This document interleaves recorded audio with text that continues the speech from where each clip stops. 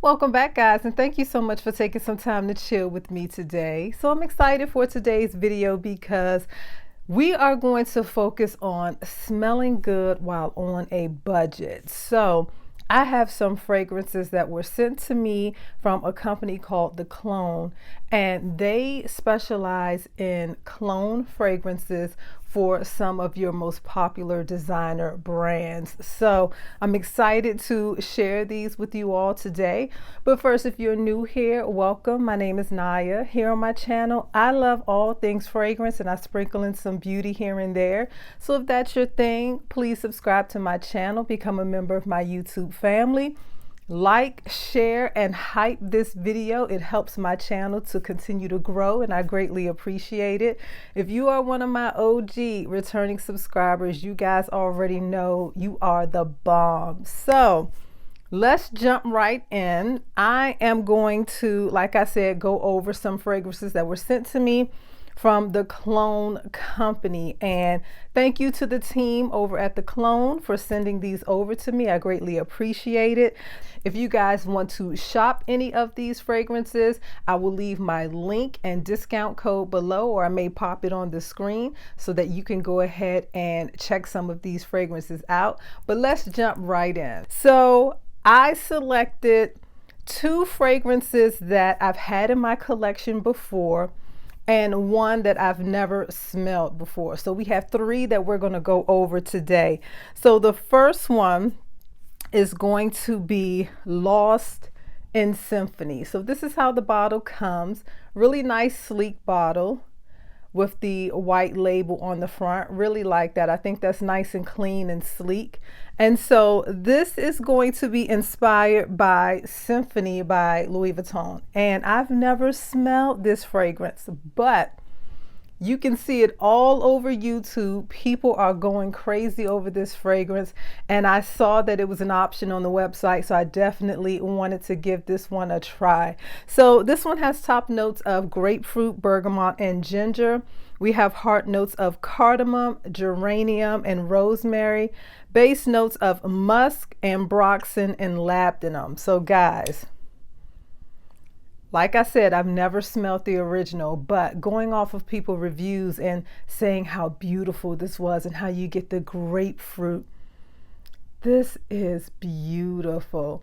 Let me spray this one on a tester so I can get the full effect of it.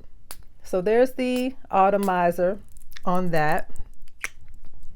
Not a magnetic top, but it does fit nicely on the bottle. This is so pretty. So you get the sweetness and you get that burst of the grapefruit here right off the top. This feels slightly powdery. It's sweet. It's citrusy without being zesty or sharp, right? Really, really nice. I really like this one.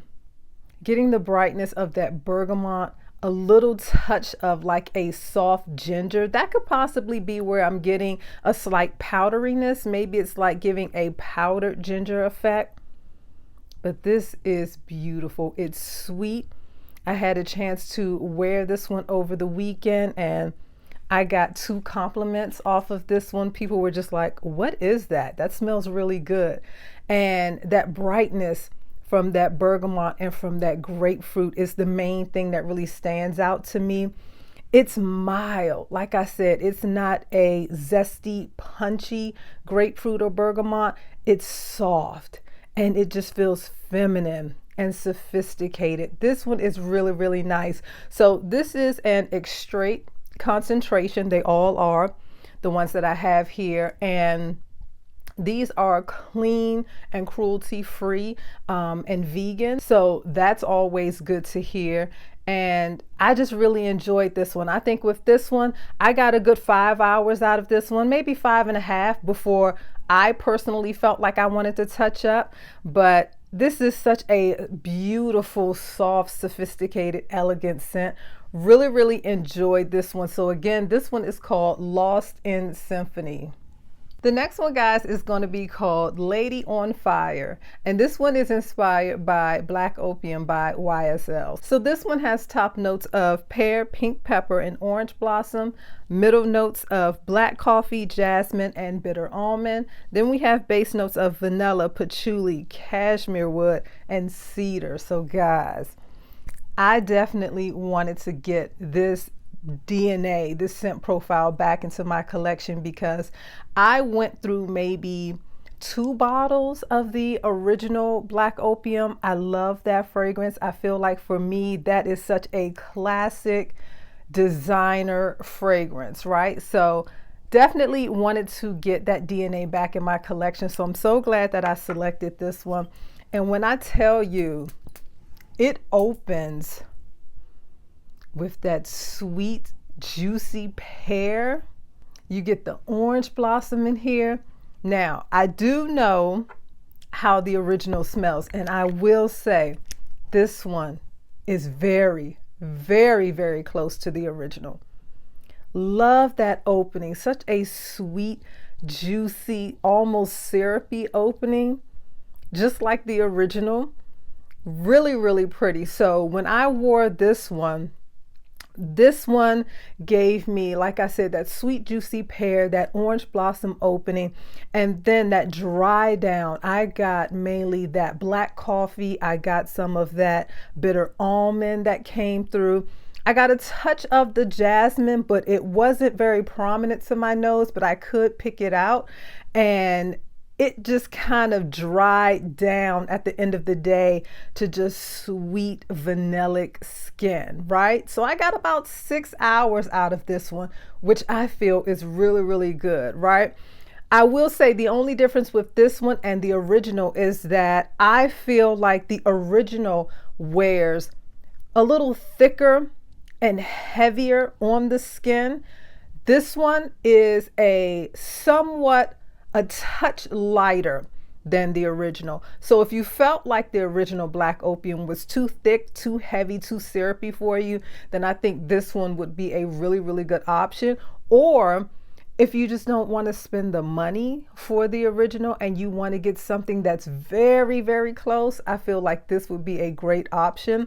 These kind of run, I believe, between the $40 and $45 mark. So they're really, really good alternative fragrances. And I really, really like this one. So again, if you are looking for something that's similar, very similar to Black Opium, I feel like Lady on Fire would be a really, really good option to try. The last one, guys, is going to be Rouge Veil, and this one is inspired by Baccarat Rouge 540. So I have a little story about this one. So I want to say over the summer, I was in the mood for that Baccarat Rouge 540 DNA.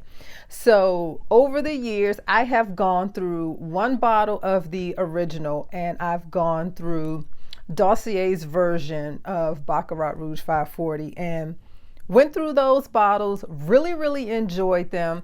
And so a couple months ago, I was saying, I want to get that scent profile back in my collection. I haven't worn it in a very long time. And you know how over time you just start to crave certain scents. And so this was one of the DNAs that I was really starting to crave.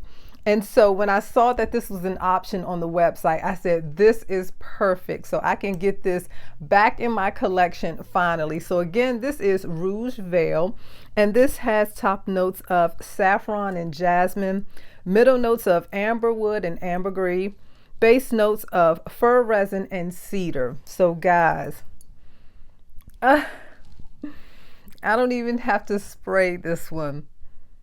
This one is Baccarat Rouge 540.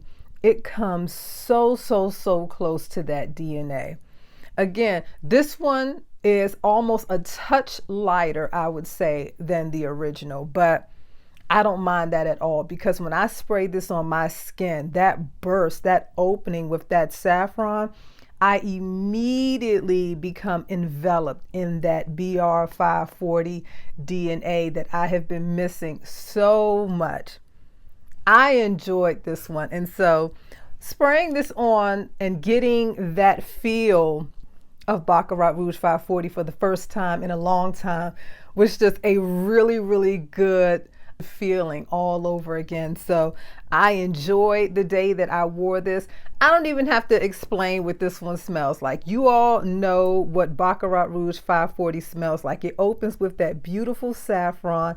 It's slightly sweet. It's slightly aromatic. It's a unique scent, even though it has been around for a long time and everyone has, you know, kind of gone through that whole phase of Baccarat 540. It is still a unique scent, and I really, really enjoyed this one's perfectly unisex, but I love that saffron and how it's done in Baccarat Rouge, and it's definitely duplicated here in Rouge Veil. I love the resins in here. This is such a rich, deep, warm, and cozy fragrance at the same time.